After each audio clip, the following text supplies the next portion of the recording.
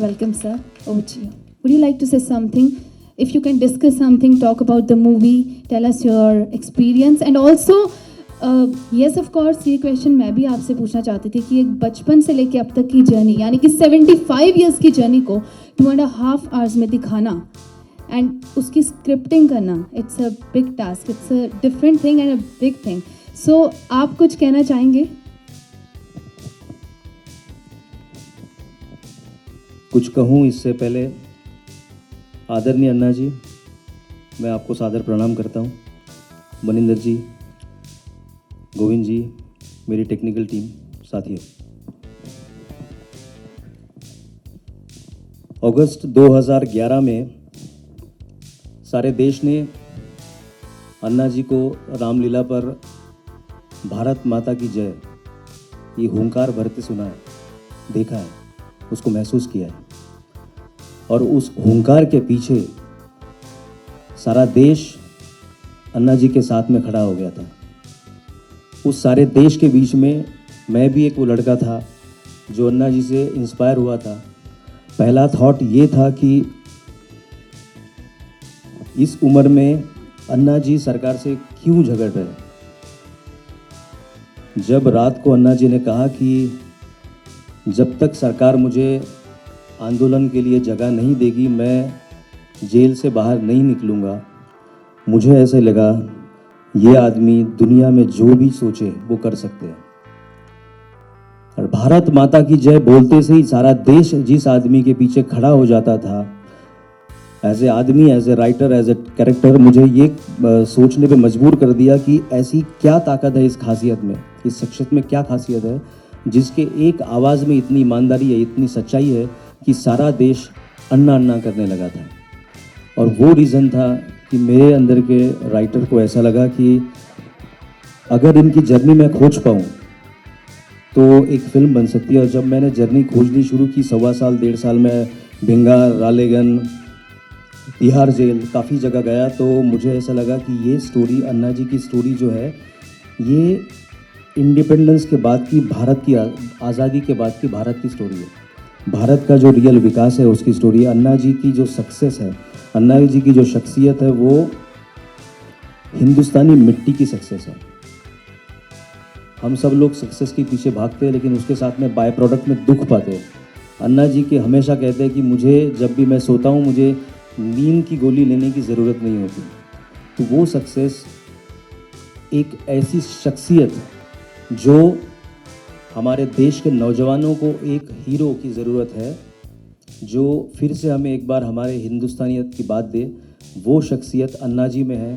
मुझे पूरा विश्वास है कि ये फ़िल्म देखने के बाद हमारे देश का नौजवान फिर से एक बार एक नई सोच लेके खड़ा हो जाएगा. ये रीज़न था मैंने अन्ना जी पे फिल्म बनाने का सोचा.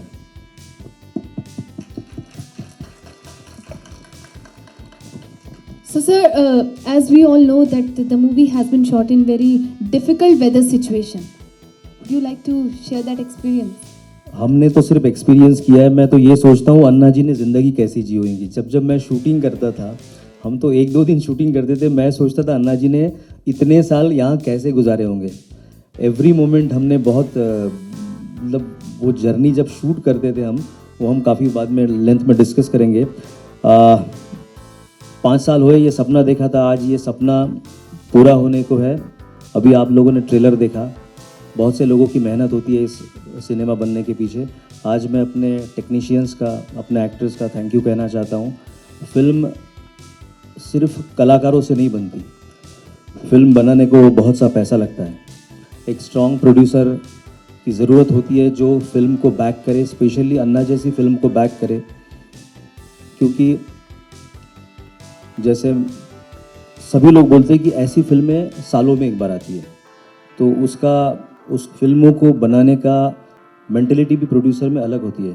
तो मैं इस वक्त हमारे इस फिल्म के निर्माता मनिंदर जी जैन को मैं सादर यहाँ आह्वान करता हूँ कि प्लीज़ आइए और अपने 2 शब्द कहिए. Please give him a big round of applause and let's welcome the producer of the movie, Mr. Maninder Jain. सभी को प्रणाम करता हूँ. अन्ना जी का आशीर्वाद पुनः अपेक्षित है और शशांक और पूरी जो टीम उनका मैं स्वागत करता हूँ। आप क्या जानना चाहेंगे मुझसे? सर, आप अपना एक्सपीरियंस बताएं। As a producer, what are your expectations from the movie? मुझसे बहुत लोगों ने पूछा कि इस फिल्म को आपने क्यों बनाया। उसका जवाब मैंने पहले भी दिया था। कोई मंदिर बनाता है, कोई मस्जिद बनाता है, कोई हॉस्पिटल बनाता है। मैंने इस फिल्म को बनाने का सोचा कि शायद हमारे देश में इस फिल्म को देख करके और भी अन्ना, गांधी जी और सुभाष जी जैसे लोग पैदा हों, यूथ को इंस्पिरेशन मिले और बच्चों को संस्कार मिले। क्योंकि जब स्क्रिप्ट हम लोगों ने देखी तो एक 9 साल के बच्चा जब वो झूठ बोलता है और उसकी माँ उसको बताती है और किस तरह संस्कार देती है, वो सब चीज़ आप इस फिल्म में देखेंगे। और वही संस्कार एक छोटे से बच्चे के मन में आखिर तक रहते हैं और वो आगे चल कर के देश के लिए एक दिशा बन जाता है। ये मेरी इसके लिए सोच थी। सो आप सभी को मैं ये भी बताना चाहती हूँ कि इस मूवी में this film also star some of the renowned actors like Tanisha Mukherjee, Govind Namdev, Sharad Saxena, Kishore Kadam and Shashi Srivastava and many more. तो ज़रूर चाहती हूँ इनके लिए भी ज़ोरदार तालियाँ। कुछ यहाँ पर प्रेजेंट हैं, कुछ नहीं है। And yes, the movie is releasing on 14th October 2016। सो मैं अभी, मेरा सौभाग्य है कि इस फिल्म में गोविंद सर जैसे एक एक्टर ने हमारे साथ काम किया है, बहुत ही अच्छा परफॉर्मेंस किया है। मैं गोविंद जी से रिक्वेस्ट करता हूँ कि प्लीज़ सर आप डायस पे आइए। Thank you. Please give him a big round of applause.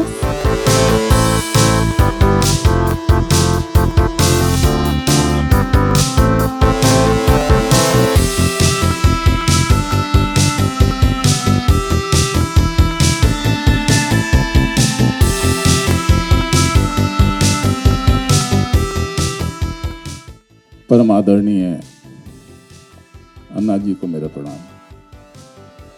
बाकी और हमारे जो दूसरे मित्र यहाँ पर मौजूद हैं उनको मेरा हृदय से अभिनंदन। ये सचमुच मेरी खुशनसीबी है कि आज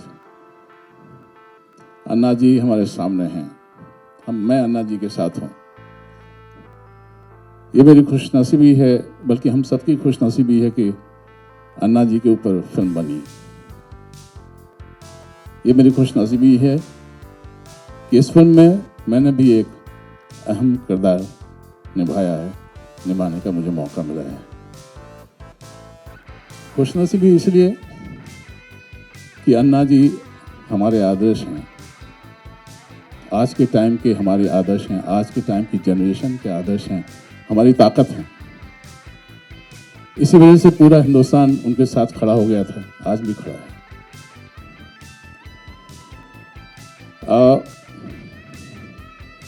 मेरी ये शुभकामना है, मेरी ये दुआ है, मेरा ये आशीर्वाद है कि ये फिल्म बहुत अच्छे स्तर पर रिलीज हो, लोगों के दिलों में जगह बनाए और खूब चले।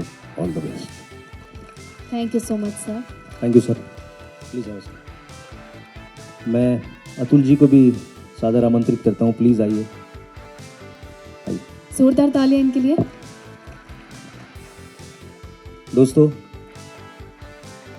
अब आपकी इजाज़त से मैं उस शख्सियत को आपके सामने बुलाना चाहता हूँ जिस शख्सियत ने हम लोगों को जीने की नई प्रेरणा दी। 2011 के बाद में फिर से तिरंगा झंडा के लेके हमारा एक उत्साह, एक उम्मीद बहुत ज़ोरों से बढ़ी है। भारत माता की जय बोलते वक्त हमारे में वो जोश आता है। मेरा बहुत बड़ा सौभाग्य है, 5 साल पहले जब अन्ना जी को रामलीला पे देखता था मैं, तो सोचता था किसी दिन अन्ना जी को करीब से देखने का मौका मिलेगा तो मुझे बहुत बड़ी खुशनसीबी होगी। पता नहीं था भगवान ने मुझे इतना बड़ा भाग्य दिया है कि उन पे लिखी फिल्म को मैं लिख पाऊँ, डायरेक्ट कर पाऊँ और अन्ना जी का किरदार मैं निभा पाऊँ। शायद मेरे माता पिता ने कुछ पुण्य किए होंगे जो आज मुझे ये दिन देखने के लिए नसीब हुआ है। मैं 100 बार अन्ना जी का धन्यवाद देता हूँ कि मेरे जैसे एक्टर को उन्होंने मौका दिया कि उनके जीवन चरित्र को मैं पर्दे पे उभार पाऊँ। आप सबों की तालियों के बीच में मैं अन्ना जी को सादर आमंत्रित करता हूँ। जोरदार तालियां अन्ना जी। So let's welcome on stage a very very special person of this afternoon. जोरदार तालियों से इनका स्वागत किया जाए. And I would like all of you to please give him a standing ovation if you can. And let's welcome Anna Hazare ji on stage.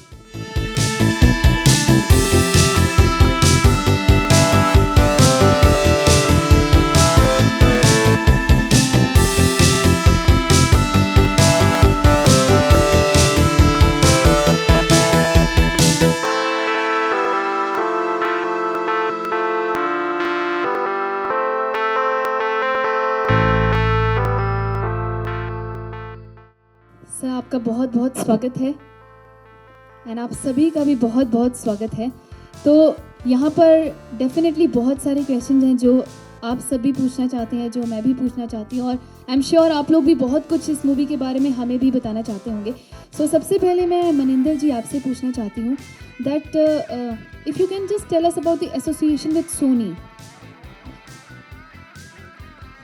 Sir जब हम लोगों ने इतनी मेहनत से और इतनी कठिन फिल्म को बना लिया तो हमको ज़रूरत पड़ी कि कोई ना कोई हमारे लिए अच्छी कंपनी जोड़नी चाहिए, अच्छा स्टूडियो जोड़ना चाहिए. उसी कड़ी में मुझको सोनी का नाम बताया गया. मैंने सोनी से मुलाकात की, सोनी के लोगों से. वो लोग आए, एक बार आए, 2 बार आए, और एक एक नहीं आए, 6-6, 7-7 लोग आए. पूरी टीम आई और उन लोगों को फिल्म बहुत पसंद आई और उन्होंने कहा कि हम आपके साथ में जुड़ने को तैयार हैं. और वही दिन था. फिर उसके साथ साथ मैंने सोचा कि सोनी क्योंकि एक बहुत पुरानी कंपनी है और इंटरनेशनल उसका बैकग्राउंड है, तो ऐसी फिल्म डेफिनेटली जिस सोच के साथ हम लोगों ने बनाई है वो सोच घर घर तक पहुंचेगी, ऐसा मेरे मन में विश्वास है.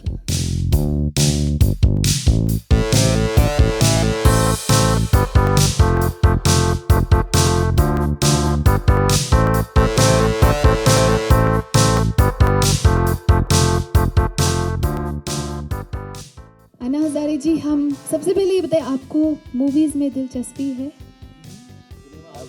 सिनेमा? मैं अभी 40 साल से कोई फिल्म नहीं देखा. बहुत पहले 50-60 साल से पहले कोई भी नया पिक्चर आता है तो फर्स्ट शो देखता था. सेकंड शो देखना मुझे पसंद नहीं था. लेकिन स्वामी विवेकानंद के विचार मेरे जीवन में आ गए और फौज में गया. फौज के बाद मैं जब वापस आया, अभी 40 साल से मुझे फिल्म देखने का दिल नहीं होता. उसका प्रभाव मेरे जीवन में अलग से हो गया है. विवेकानंद के विचार, समाज की सेवा, देश की सेवा. मेरी उम्र थी 25 साल की. तब मैं मेरे जीवन में सोच रहा था ये क्या चक्कर है दुनिया का. ये सब लोग दौड़ रहे. जन्म में आता कुछ लेकर आता नहीं, जाता कुछ लेकर जाता नहीं. उम्र भर मेरा मेरा मेरा मेरा मेरा मेरा, हाथ में कुछ नहीं. तो मैंने एक दिन सोचा था कि आत्महत्या करना. एक विवेकानंद की किताब मेरे हाथ में आई, जीवन समझ में आ गया कि जीवन सेवा के लिए है. 25 साल की उम्र में यंग था मैं. तब मैंने तय किया कि जब तक अब जीऊँगा मेरे गांव की, मेरे समाज की और मेरे देश की सेवा करूँगा. और जिस दिन मैं मरूँगा तो गांव, समाज और देश की सेवा करते करते मरूँगा. ये व्रत लिया मैंने 25 साल की उम्र में. यंग था मैं. आज मेरी उम्र हो गई 79 ईयर. लेकिन आज भी मेरी ऐसी धारणा है कि हार्ट अटैक आकर लोग मरते हैं. जो आपने फिल्म में देखा, उदापुर के ने बताया था कि हार्ट अटैक आकर लोग मरते हैं. ऐसे हार्ट अटैक आकर मृत्यु आना, इसके बजाय गांव समाज और देश के भलाई के लिए मृत्यु आ गया तो ये मेरा सौभाग्य है, ऐसा मैं मानता हूँ। आज भी मेरी धारणा है। मेरा कहने का मतलब यही है कि मेरे जैसे एक फ़कीर आदमी, मैं 45 साल हो गया मेरे घर में कभी गया नहीं, मेरे भाई के बच्चों का नाम क्या है मुझे पता नहीं, करोड़ रुपए की योजना अपने, बैंक बैलेंस नहीं, राष्ट्रपति मुझे पद्मश्री, पद्म भूषण, अमेरिका, दक्षिण कोरिया, कनाडा, कहाँ अवार्ड मिल गए, लेकिन करोड़ रुपए से ज़्यादा कैश अवार्ड मिल गए, उसका मैं ट्रस्ट बना दिया। 12-13 लाख रुपए इंटरेस्ट आता है हर साल, दुखी पीड़ित लोग हैं उनके सेवा में लगा देता है, कुछ रखता नहीं। आज सोने का एक बिस्तर है, खाने का प्लेट है, मंदिर में रहता हूँ, सिर्फ सोने का बिस्तर और खाने का प्लेट, लेकिन मैं अनुभव करता हूँ मेरे जीवन में, अरे लाखपति करोड़पति को जो आनंद नहीं मिलता होगा वो मैं अनुभव करता, कितना आनंद है। मेरा कहने का मतलब है कि मेरे जैसा एक फ़कीर आदमी है, मंदिर में रहता हूँ, ऐसे फ़कीर आदमी के जीवन पर मनेंद्र जी को क्या दिल में आ गया कि मैं, ये इतना आसान नहीं है फिल्म निकालना, कई करोड़ रुपए खर्चा करना पड़ता है, और मेरे जैसे एक फ़कीर आदमी पर इन्होंने जो फिल्म बनाया है, ये कोई ना कोई डेयरिंग करना पड़ता है कि मेरा पैसा ये सेवा के लिए, देश की सेवा के लिए। तो मेरे सामने प्रश्न है कि मनेंद्र जी जैन, इन्होंने जो ये फिल्म के लिए प्रोड्यूसर के नाते जो खर्चा किया, और शशांक जी एक युवक है, वो जब युवक थे तब मेरा आंदोलन चल रहा था, और शशांक जी और उनके सभी ये सहयोगी है, इन्होंने ये फिल्म में जो काम किया, मुझे विश्वास हो रहा है। मैं पहले 1 मिनट का फिल्म देखा था, अभी 2.5 मिनट का हो गया, अभी आगे के लिए अक्टूबर में पूरा फिल्म देखूंगा, लेकिन अभी से मुझे अनुभव हो रहा है कि ये फिल्म बड़ी अच्छी हो गई है, और इन सब कलाकारों ने इसमें जो काम किया है, ये लगन से अपना दिल जान लगा कर जो काम किया है, मुझे विश्वास होता है कि देश के युवकों को एक नई प्रेरणा मिलेगी ये फिल्म देखने से। कहीं लोग अपना भी गांव ऐसा बनाना बोल के स्फूर्ति मिलेगी, उससे ये देश, नया देश खड़ा हो जाएगा, ऐसे मुझे विश्वास होता है। तो मैं मनेंद्र जी और सब कलाकार, उनके भावी कार्य के लिए, उनके उम्र के लिए मैं शुभकामना व्यक्त करता हूँ। धन्यवाद। जय हिंद। और फिर एक नारा फिर आपको याद दिला देता हूँ, भारत माता की जय। धन्यवाद Thank you. Sir, thank you so much.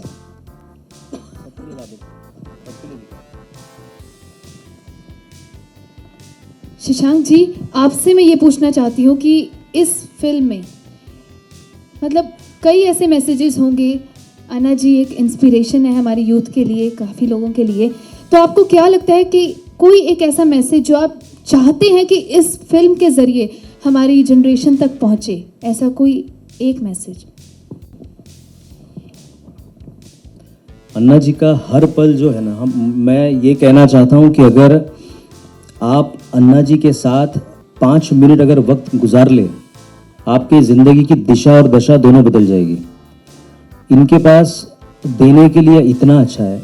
अगर एक बात मुझे पूछी जाए कि अन्ना जी के लाइफ से क्या निकल सकती है, तो मुझे ऐसे लगती है हम सब जीवन में कुछ हासिल करने के लिए दौड़ रहे हैं। जो अभी अन्ना जी ने कहा कि सब कुछ जीवन में मेरा मेरा मेरा मेरा, तो ये जो हासिल करने की जो दौड़ है, वो दौड़ गलत नहीं है, क्योंकि हम ऐसे सिस्टम में रह रहे हैं कि जहाँ सफलता, पैसा सब कुछ ज़रूरी है, लेकिन उसका रास्ता जो हम लोगों ने अपनाया है उसका सब्स्टिट्यूट हो सकता है। एक ऐसा सब्स्टिट्यूट हो सकता है कि जिसमें जो बाय प्रोडक्ट है, दुख है, तकलीफ़ें हैं, ईर्ष्या है, इन चीज़ों से आप बच सकते हो। हम सब लोग शांति की खोज में रहते हैं, शांति हमारे पास रहती है, और हम शांति दुनिया में मंदिरों में, मस्जिदों में, गिरजाघर में और कहीं ढूंढते रहते हैं, लेकिन जब तक हमारा मन मस्तिष्क शांत नहीं होगा, शांति हमें कहीं नहीं मिलेगी। अन्ना जी का जीवन हमें वो सुख, वो शांति, वो आनंद की अनुभूति देगा। स्पेशली यंग जनरेशन्स को एक प्रेरणा देगा कि हम जिए तो कैसे जिए। सपने छोटे नहीं दिखे, अन्ना जी ने बहुत बड़े बड़े सपने देखे और उनको अचीव किया है, और उन सपनों को अचीव करने का जो रास्ता अपनाया है वो रास्ता यूनिक है, वो रास्ता हमारा है, वो रास्ता हमारे पूर्वजों ने, गांधी जी ने सिखाया था, विवेकानंद जी ने सिखाया था, जिसको हम अभी पाश्चात्य संस्कृति के पीछे भूलते चले, जिसको उधर के लोग अपनाते चले। वो रास्ता अन्ना जी का फिर से हमने रिवाइव करने की कोशिश की। लाखों लोगों के बीच में अन्ना जी गए, आंदोलन चलाए, बहुत लोगों से मिले। आपको वही सीन्स रियल लाइफ में ऐसे शूट करने में आपको डिफिकल्टी फेस हुई? जब फिल्म लिख रहा था मैं, सो वहीं से मेरे रोंगटे खड़े होते थे कि जब मैं सीन लिखता था कि अन्ना जी कुछ बातें कर रहे हैं रामलीला पे, तो मैं सोचता था कि ये मैं कैसे इनैक्ट कर पाऊँगा। मेरे बहुत से दोस्त थे, उन्होंने मुझसे कहा कि तुम जो कैरेक्टर करने की सोच रहे हो उससे पहले 1000 बार सोच लो, क्योंकि जितने बड़े कैरेक्टर्स अभी तक पोर्ट्रे किए गए हैं उनको जनरली लोगों ने बहुत ज़्यादा देखा नहीं है। गांधी जी को हमने पर्सनली, हमारी पीढ़ी ने देखा नहीं था, और भी जो बायोपिक्स बने उनको बहुत ज़्यादा देखा नहीं है, लेकिन अन्ना जी की हर व्यक्तित्व से हम लोग अच्छे से वाकिफ़ है कि अन्ना जी चलते कैसे, अन्ना जी कैसे बोलते हैं, अन्ना जी का मतलब हर चीज़। और एज ए एक्टर 3 चीज़ें मुझे बड़ी डिफ़िकल्ट लगती थी। किसी भी एक्टर के लिए बहुत ही मतलब एक ऐसे एक्सप्रेशंस पोर्ट्रे करना बहुत आसान है जिसमें बहुत एंगर हो या बहुत हंसी हो, लेकिन अन्ना जी की सिंप्लिसिटी को मैच करना बहुत डिफ़िकल्ट था। मतलब एज एन एक्टर अन्ना जी की जो सिंप्लिसिटी है उसको मैच करना मुझे एक टफ काम था। फिर इस एज में 80 साल का एज का अन्ना जी का कैरेक्टर करके वो कन्विंस करना बहुत डिफ़िकल्ट था। तो एक तो मेंटल प्रिपरेशन उस कैरेक्टर के लिए बहुत ज़रूरी थी कि मैं मेंटली उस सोच तक पहुंच पाऊँ। दूसरा फिज़िकल रिक्वायरमेंट्स थी। सो जब हम मिलिट्री का हमने पोर्शन शूट किया तो उसके लिए मैंने अपना वज़न 6-7 किलो कम किया था। और मतलब उल्टा हुआ है, जब अन्ना जी का यंगर एज में पोर्ट्रे कर रहा था तो मैं अनशन पे था, 6-8 महीने रोटी सब बंद। और जब अन्ना का अनशन वाला रोल मैं कर रहा था तो मैं इतना खा रहा था, मेरे ज़िंदगी में मैंने कभी खाया नहीं, बिकॉज मैंने वो अपना वेट 70-72 kg तक ले जाकर रख दिया था। सो कुछ फिज़िकल कुछ मेंटल, लेकिन मैं यकीन से कहता हूँ कि मेरे लिए बहुत टफ था ये काम। अभी आप लोग जज कर सकते हैं कि मैं अपने आपकी उम्मीदों पे कितना खरा उतरता हूँ। Thank you. Thank you so much sir. Sir आप कुछ कहना चाहते हैं, आप अपना एक्सपीरियंस? पहले तो अन्ना जी को सच प्रणाम। मुझे जब बुलाया गया इस फिल्म के लिए तो शशांक जी ने कहा कैरेक्टर एज सच बहुत बड़ा नहीं है, एक कैरेक्टर है जो एक ईमानदार अफसर है। अगर वो इस अन्ना जी के जीवन में नहीं होता तो आज अन्ना जी जहाँ तक पहुँचे हैं वो पहली सीढ़ी थी, वो नहीं पहुँच पाते। तब जब इन्होंने ये कैरेक्टर सुनाया तो मैंने कहा आगे कुछ जानने की ज़रूरत नहीं है। मेरे लिए बहुत बड़ी बात है कि इस तरह का रियल कैरेक्टर जो कभी घटा है उनके जीवन में, जो उनसे जुड़ा रहा है, और उस कैरेक्टर ने अन्ना जी की मदद करी, तो एक ईमानदार कैरेक्टर है, तो मैंने तुरंत हाँ कर दी। और अब सब आप लोग देखेंगे कैसा हुआ है। और मुझे बहुत आनंद आया, बहुत ईमानदारी से ये फिल्म बनाई गई है। सभी ने, सारे टेक्नीशियन, सारे एक्टर्स ने अपना बेस्ट दिया है। और कड़ी धूप में, गर्मी में, बरसात में, हर तरह से सबने झेल के इस फिल्म को अंजाम दिया है। मेरी शुभकामनाएं इस फिल्म के साथ हैं। जैसे सारी फिल्में सब लोग देखने जाते हैं, जिस इरादे से ये फिल्म बनाई गई है कि यंग सारे यूथ सारा देखे, तो प्लीज़ देखिए, तभी तो कुछ कहेगा, तभी तो कुछ बोलेगा। तो पहली सीढ़ी है देखना, तो आप प्लीज़ देखें और इसको एक अच्छा अंजाम मिले। Thank you very much. Maninder ji आप कुछ कहना चाहेंगे? मैं पुनः सभी लोगों से बोलना चाहूँगा, लेकिन उससे पहले मैं कहना चाहूँगा मेरे साथ जो को प्रोड्यूस किए इस फिल्म को, पता नहीं उसको दिखाई नहीं पड़ पा रहा है, शोभित जी, शेखर जी, मेरा बेटा और अनिरुद्ध, इन चारों लोगों ने मेरे साथ तन मन धन से इस फिल्म में मेरा साथ दिया है। मैं उन सबका आभारी हूँ। और जिस लक्ष्य को लेके जो फिल्म बनाई है, देखिए यहाँ हम सब लोग बैठे हुए हैं, चाहे किसी फील्ड से हों, मैं भी तरह तरह के बिजनेस में हूँ, लेकिन लक्ष्य सबका क्या होता है कि देश का यूज, हम देश के लिए कुछ भी कर पाएँ, वो बहुत ज़्यादा इम्पोर्टेंट है। यहाँ जितने भी बैठे हों, चाहे कोई भी फील्ड के हों, हर कोई चाहता है कि अगर देश पर कोई आपत्ति आती है तो वो भी जाए। कल अन्ना जी बहुत अच्छा बोल रहे थे कि आज 79 ईयर्स की उम्र में भी मुझको अगर पाकिस्तान के साथ लड़ाई के लिए जाना पड़े तो मैं जाने के लिए तैयार हूँ। कल अन्ना जी ने बोला, आज भी ABP पे हमारे इंटरव्यू में भी बोला अन्ना जी ने, तो ऐसी जो भावना जिसकी है उसका हम पर थोड़ा सा भी असर पड़ जाए तो हम लोग अपने को धन्य मानेंगे। यहाँ एक और चीज़ बोलना चाहूँगा कि आप सभी लोगों ने, मेरे बड़े भाई श्री रविंद्र जैन जी संगीतकार, जो अभी इस संसार में फिजिकली नहीं है, मैं उनका छोटा भाई हूँ, और उनका बहुत बड़ा मुझे आशीर्वाद मिला जब हमने इस फिल्म को बनाने की सोची 2014 में। तो रविंद्र जी ने सबसे पहले सुनने के बाद 2 लाइन बोली थी मुझको सुनते ही, कोई तो है जो देश की चिंता करता है, अन्ना जी के लिए, और कहा था कि तुम इस फिल्म को बनाने के लिए हाँ करो। तो मैं उनके लिए भी आज नमन करता हूँ, वो हमारे बीच में नहीं है। और इस दोनों गाने जो उन्होंने इसके लिए रिकॉर्ड किए हैं, ये अन्नपूर्णा धरती और एक मिलिट्री के ऊपर, जब अन्ना जी ने कभी कभी पीना पड़ता था वहाँ पे, ऐसा वो सीन भी हम लोगों ने दिखाया है जब अन्ना जी ने रम पी ली थी वहाँ पे उसमें मिलिट्री में रहते हुए।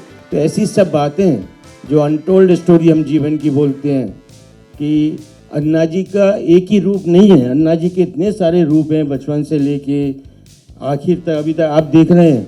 और आज भी अन्ना जी, मैं सुबह चर्चा कर रहा था, बोल रहे थे अगर ज़रूरत पड़ी तो आज मैं फिर आंदोलन करूँगा, ज़रूरत पड़ी तो फिर मैं सेना में लड़ाई के लिए जाऊँगा। तो मैं अन्ना जी को नमन करता हूँ और आशीर्वाद लेता हूँ अन्ना जी का कि अन्ना जी ऐसे व्यक्तित्व के साथ मुझको काम करने का मौका मिला और मेरा कुछ पैसा इस कार्य में लगा, ये मेरे लिए बहुत बहुत पुण्य की बात है।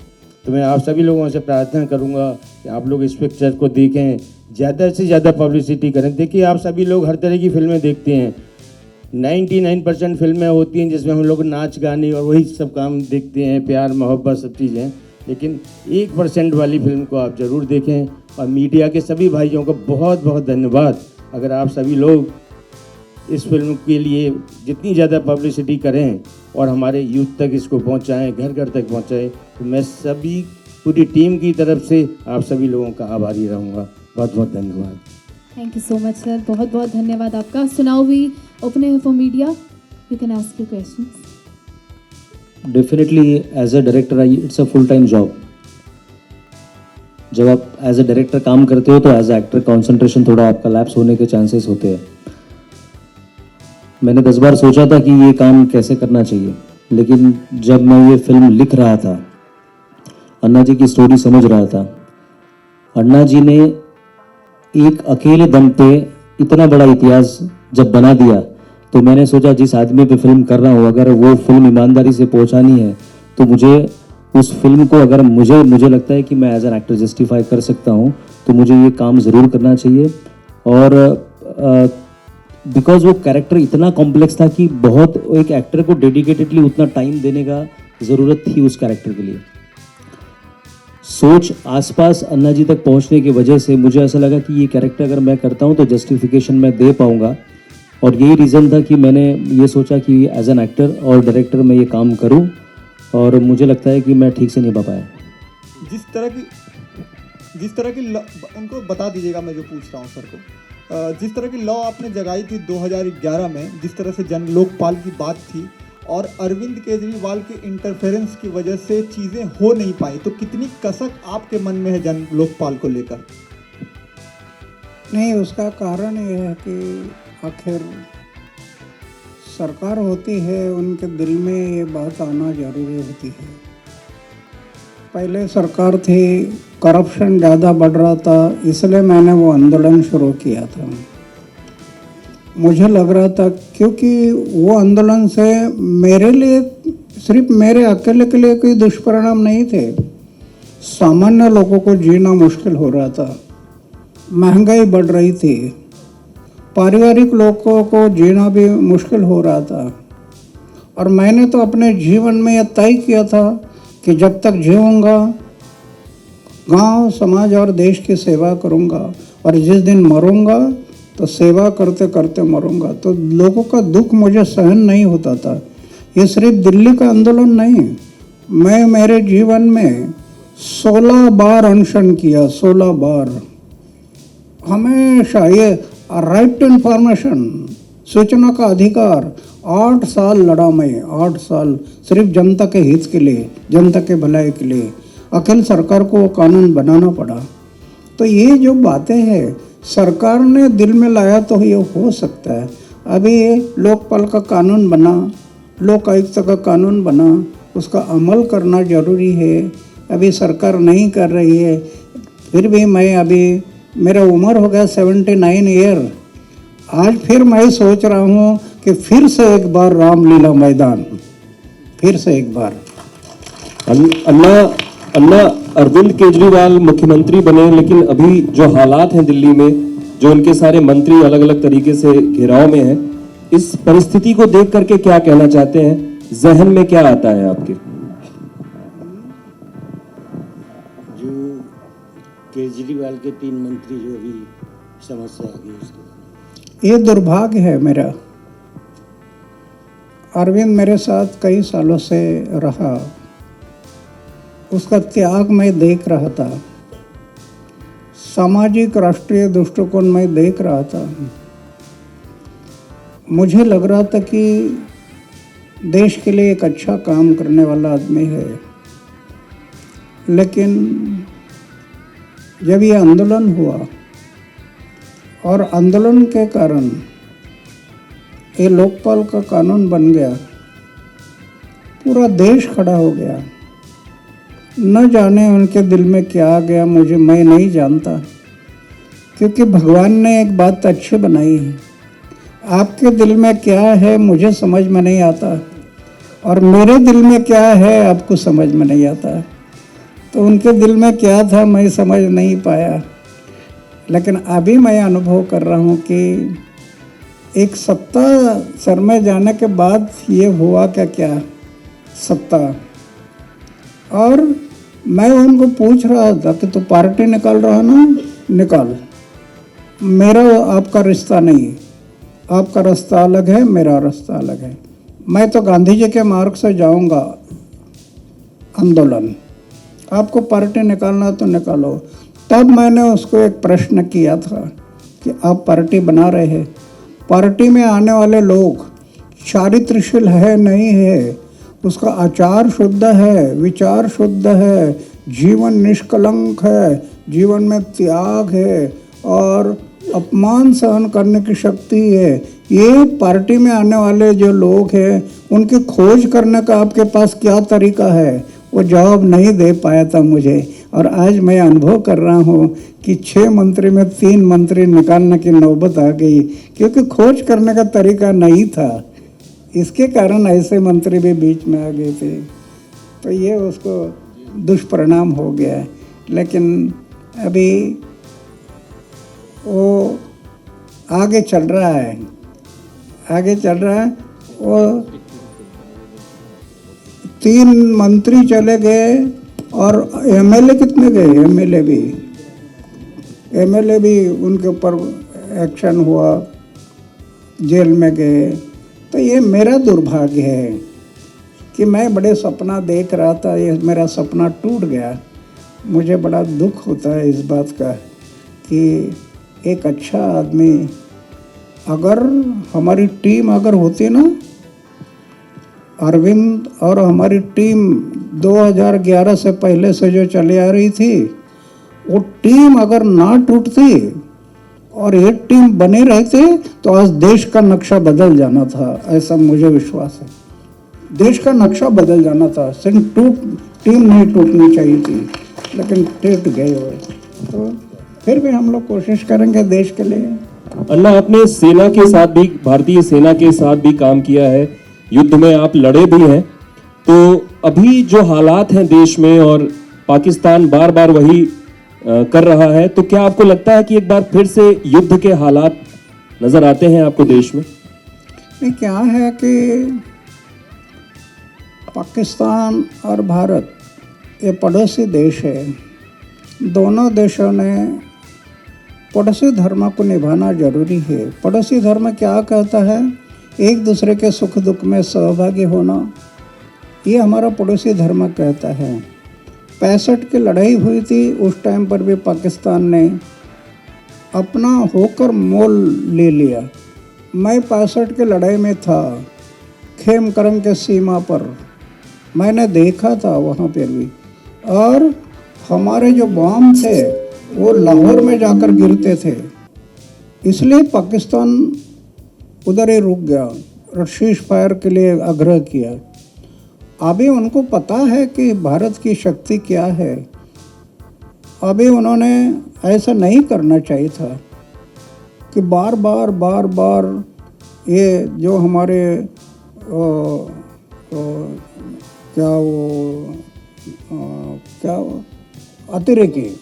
अतिरेकों को भेजना और हम पीछे से खड़ा होना और तकलीफ देना, ये ठीक नहीं है।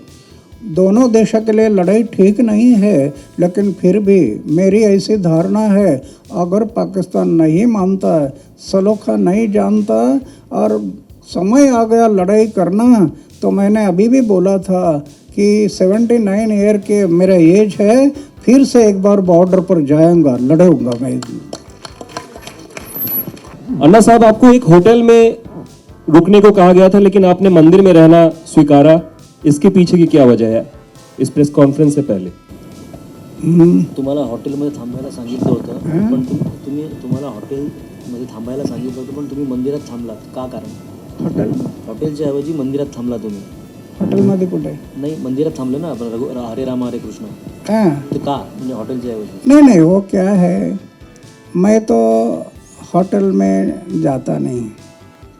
अभी इतना घूमता हूँ, लेकिन होटल में खाना भी नहीं खाता, क्योंकि ये सब इधर का चम्मच उधर, उधर का चम्मच इधर जाता है, इसलिए मुझे ठीक नहीं लगता। अभी मनेंद्र जी ने एक पवित्र जगह बोल के उधर मेरी व्यवस्था की थी। मेरा और आश्रम ये अभी तक, मैं बहुत दिन पहले एक बार आया था, फिर से अभी मैं आया नहीं था, लेकिन मनेंद्र जी ने इधर रुकना है बोल के मेरे उधर रहने के लिए सुविधा की थी, इसलिए मैं वहाँ पर रुक गया था। एक अच्छा पवित्र जगह है। उरी एनकाउंटर के बाद भारत सरकार की जो प्रतिक्रिया है, उससे आप कितने खुश हैं?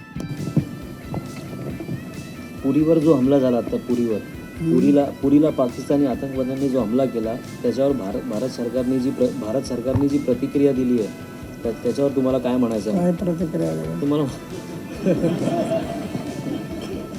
नहीं, अभी उरी में मैं रहा है, कश्मीर में मैं 2 साल कश्मीर में रहा है। श्रीनगर से आगे मेरा यूनिट था, और ये उड़ी, पुंछ, बारामुल्ला, यहाँ पर मैं हमेशा उस एरिया में जाता था। अभी जो उरी में हमला किया, ये भयाड़ हमला है।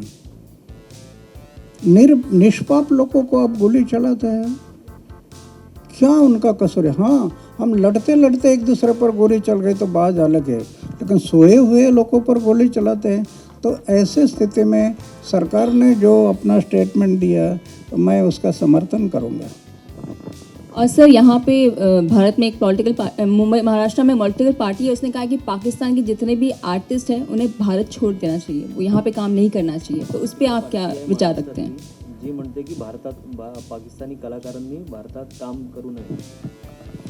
नहीं, ऐसा है, कलाकार का रिश्ता अलग होता है। कलाकार ये कलाकार होते हैं। एक आदमी किसी देश का है, कहाँ का है, लेकिन उसका कला का दूसरे लोगों को भी प्रेरणा मिलते रहते हैं। लड़ाई और कला, इसमें थोड़ा फर्क करना चाहिए। जो कला है वो कलाएँ रहनी चाहिए। हाँ, मैंने जो कहा कि अगर नहीं बाज आता तो मैं भी लड़ने के लिए तैयार रहूँगा 79 साल के इसमें, लेकिन कला जो है ना, कला के बारे में हम नफरत नहीं करना चाहिए। अन्ना जी, आपने कहा कला को लेकर नफरत नहीं करनी चाहिए, लेकिन अगर भारत में आकर पाकिस्तानी कलाकार पैसा कमा रहे हैं तो कम से कम पाकिस्तान को भी लिबरल होना चाहिए, उनके लोगों को भी लिबरल होना चाहिए, उनकी गवर्नमेंट को भी सोचना चाहिए कि हिंदुस्तान उनके लोगों को रेवेन्यू जनरेट करा रहा है। तो आपसी रिश्ते तभी मजबूत होते हैं जब दोनों तरफ से अच्छाइयाँ होती हैं। वो अच्छाइयाँ नहीं कर रहे तो हम क्यों करें? नहीं, अगर कला है, कलाकार है या कला है, वो हमारे देश में आकर गलत रास्ते से जा रहा है तो फिर हमें सहन नहीं होगा। उसकी कला का दुरुपयोग होता होगा, समाज के लिए नुकसान होता होगा, राज्य के लिए नुकसान होता होगा, देश के लिए नुकसान होता होगा, तो हमें मंजूर नहीं, फिर वो मंजूर नहीं है। अन्ना जी, इलेक्शन के पहले कैंपेन चला था अच्छे दिन आने वाले हैं, तो आपको लगता है वाकई बीजेपी अच्छे दिन ले आएगी?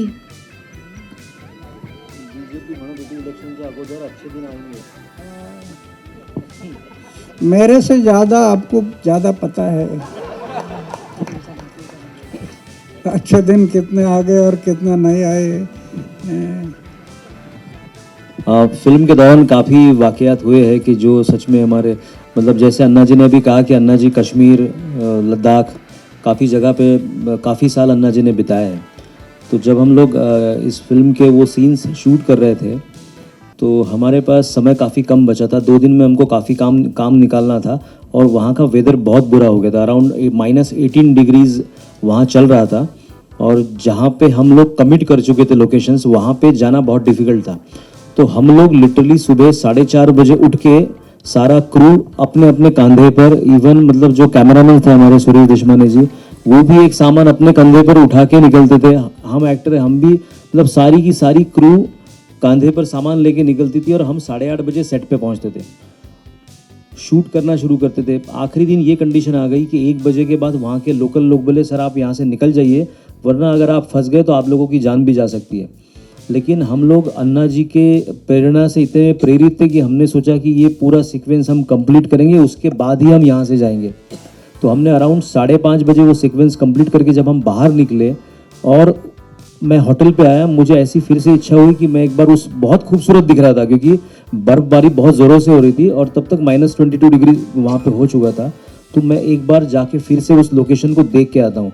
जब मैं उस लोकेशन पे वापस गया तो ड्राइवर मुझे जाने की सलाह नहीं दे रहा था और जैसे ही हम आगे पहुँचे तो वो गाड़ी इस तरह स्किड होना शुरू हो गई कि वहाँ से बड़े मुश्किल से हम वापस आ पाए थे। अगर आधा घंटा और लेट हम शूटिंग करते तो हम लोग मुश्किल में फंस सकते थे, लेकिन भगवान का आशीर्वाद था और अन्ना जी का आशीर्वाद था कि हम वो शूटिंग भी ठीक से कर पाए। दूसरा गाना हम लोगों ने शूट किया था जब अन्ना जी ने गांव में पहुंचने के बाद अन्ना जी ने स्ट्रगल शुरू किया था और एक मुहिम पे अन्ना जी की जो भी विचार थे उनको गांव ने एक्सेप्ट करना शुरू कर दिया।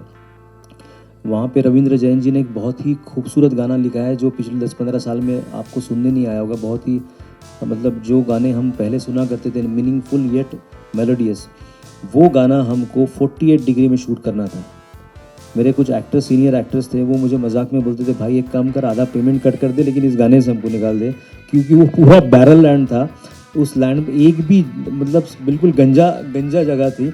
48 डिग्री, वहाँ पे वैनिटी नहीं पहुँच सकती थी। आप जब सुबह 9 बजे वहाँ पहुँच गए तो देन आपको शाम को 6 बजे तक शूटिंग करनी है। तो वो भी काफ़ी डिफ़िकल्ट सिचुएशंस थी हमारे लिए, लेकिन हमने काफ़ी एंजॉय किया हर मोमेंट। Thank you. मेरा सवाल डायरेक्टर साहब आपसे भी है, अन्ना जी से भी है। अन्ना जी नमस्ते। और सर सवाल ये है कि मेरा कि अन्ना जी ने पिक्चर को देखा नहीं है अब तक, क्या पिक्चर रिलीज़ होने के पहले आप उनको पिक्चर बताना चाहोगे? और दूसरा सवाल अन्ना जी से भी है, क्या अगर इसमें कोई ऑब्जेक्शनल सीन होगा क्या आप उसको कट करना चाहोगे? हाँ, अभी तक अन्ना जी ने फिल्म नहीं देखी, लेकिन फिल्म की सब्जेक्ट्स ऑलवेज मैं अन्ना जी से, मैं अभी मतलब 2012 से हमने ये फिल्म लिखना शुरू की है और 2015 में हम सेटिस्फैक्शन लेवल पे पहुँचे कि यस ये स्क्रिप्ट अन्ना जी की लाइफ को जस्टिफाई कर सकती है। तो हमने कोई भी चीज़ घाई में नहीं की है और उस कंसर्न के बाद में हम फिल्म करते आए, फिर भी अभी अन्ना जी फिल्म देखेंगे, अन्ना जी का जो भी बात होंगी वो हमारे लिए आदेश होगा, उसके बारे में हमको हमारे दिमाग में कोई दो राय है नहीं। लेकिन मैं आपको यकीन दिलाता हूँ, ये फिल्म इतने बेहतरीन ढंग से लिखी गई है कि इसमें ऑब्जेक्शन कुछ नहीं है। ये तो एक पॉजिटिव झरना है। आप आइए, उस झरने में 60 साल के हिंदुस्तान की बदलती तस्वीर देखिए और अपने आप को उसमें जज करिए। इसमें हमने कोई भी मतलब मैं वो वर्ड्स भी यूज़ नहीं करना चाहता यहाँ पे। So it's a very positive film, it's a very positive film on a very positive person. और वो जर्नी अन्ना जी की जो किसी ने देखी नहीं, कि एक आदमी अगर सोच ले, ठान ले तो क्या हासिल नहीं कर सकता। Can we expect to see some elements of Arvind Kejriwal in the movie, जो रामलीला मैदान में जो जब अन्ना हज़ारे और अरविंद केजरीवाल साथ में जब अनशन किया था उन्होंने, तो वो एलिमेंट्स फिल्म में नज़र आने वाला है कहीं ना कहीं? It's a film about Anna Hazare. I don't know why Arvind Kejriwal every time आ जाते हैं point of view, because he was there to support. नहीं, I know that, but Anna ji के लाइफ में और भी बहुत बड़े बड़े लोग आए अन्ना जी के लाइफ में, बिकॉज मे बी आपको वो इंसिडेंट्स पता है। हमने अन्ना जी की 60 साल की जर्नी इस फिल्म में लेके आए हैं। जर्नी के दौरान जो भी व्यक्तित्व अन्ना जी के लाइफ से आके गुजरे हैं, वो व्यक्तित्व को जितना इम्पोर्टेंस देना चाहिए उतना इम्पोर्टेंस हमने दिया है। My film is about Anna's journey. उस जर्नी के दौरान जो भी पड़ाव आते रहे, वो पड़ाव आते गए और जाते रहेंगे। कॉन्फ्लिक्ट दिखाए जाएंगे अन्ना जी और उनके बीच में जो हो रहे थे, और इसका एंडिंग कब तक है? मतलब 2011-12 कब आप एंड कर रहे हैं? कुछ तो चीज़ें फिल्म देख के भी आपको गेस करनी पड़ेगी। मेरा सवाल अन्ना जी से है। अन्ना जी, जिस प्रकार देश के सामने कई सारी समस्याओं के बारे में आपने जंग भी छेड़ी थी और कामयाबी भी हासिल हुई है, लेकिन फिलहाल महाराष्ट्र में एक नई समस्या उभर के आ रही है और जिसके लिए मराठा समाज द्वारा बहुत बड़ा आंदोलन किया जा रहा है। किस कदर देखते हो आप इस आंदोलन की तरफ?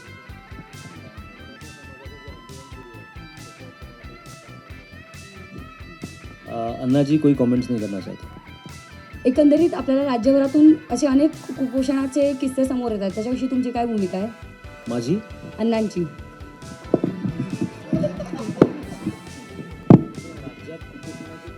हॅलो,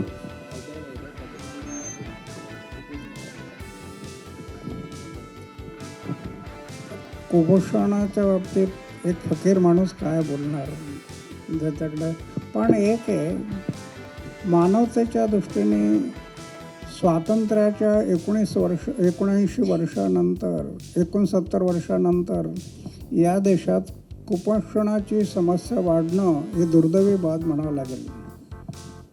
राज्यकर्त्यांनी याच्यावर गांभीर्याने विचार करणं आवश्यक आहे की कुपोषण वाढू नये. खास करून ही जी बालकं आहेत ही आमची राष्ट्रीय संपत्ती आहे, तिचं जतन करायला पाहिजे. म्हणून याचा विचार राज्यकर्त्याने करणं आवश्यक मला वाटतं.